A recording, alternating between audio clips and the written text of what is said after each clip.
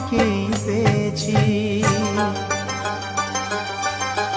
কাউকে বলো না তুমি আমি কি করেছি, জানি না তোমার হাতে কেন হাত রেখেছি।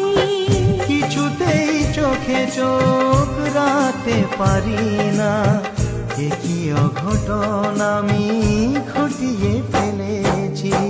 কাউকে বলো